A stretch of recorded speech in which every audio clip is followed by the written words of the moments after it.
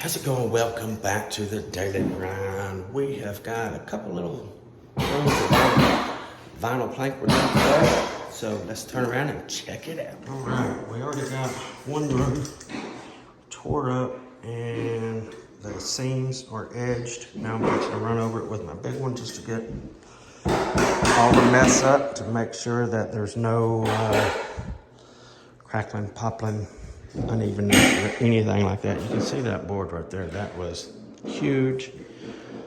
That was higher. Big time. I had to really sand the fire out of that to make sure it wasn't higher. And also you can see some of the other joints here, right in there, right in that area right there where they would be so high that if you simply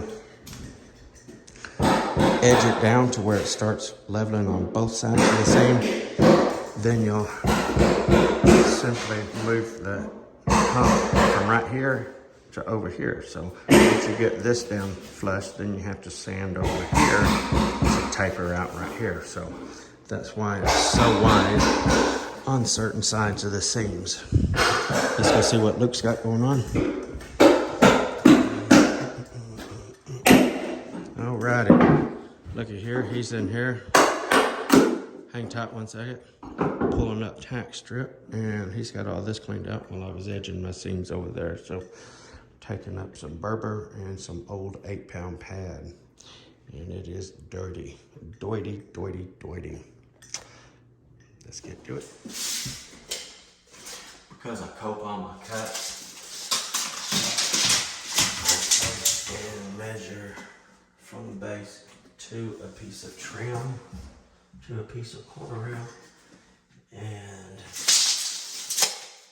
then whenever I measure my cut, I pull my tape from the inside of the coat. And it's kind of nice.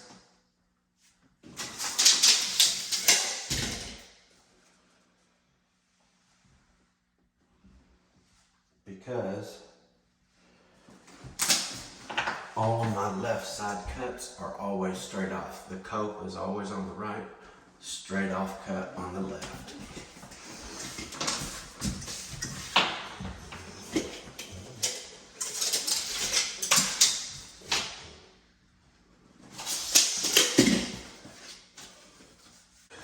So before I even start measuring, I always will cut me just a little 1.5 to 2-inch piece of trim, or something about like so. And that's what I keep. I make it small, so whenever I get to an inside closet cut or something like that, they're usually pretty small cuts. So I want to have this piece small so that I can still get it flush up against the base. If you get them too big, you're going to be overlapping your door jamb, and then it's not going to be an accurate measurement. It's going to be sticking out away from the wall. 161 1/4.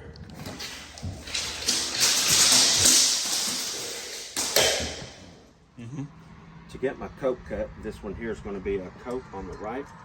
I want to take this piece of trim and just cut it on a 45 like I normally would if I was going to miter my cuts, okay? Now I have that 45-degree cut right here.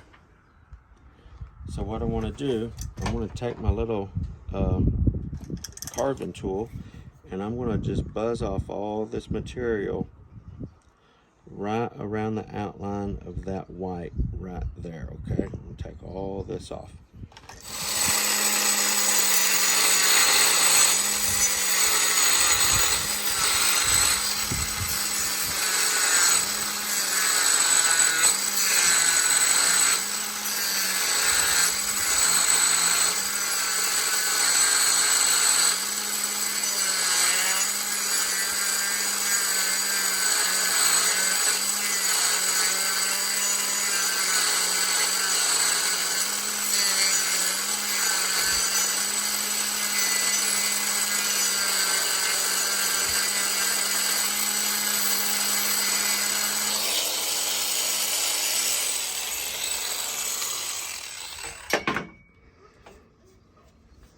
See how that is a curve right over that?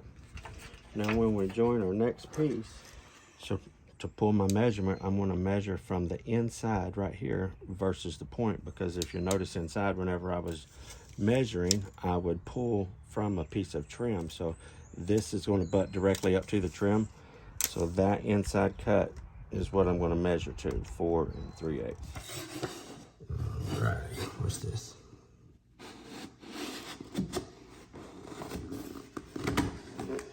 Just fantastic. Alrighty, got another one down, another one down there, another one. Bites the dust.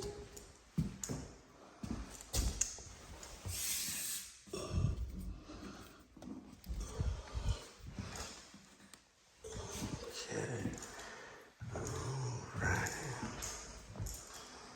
Get our custom.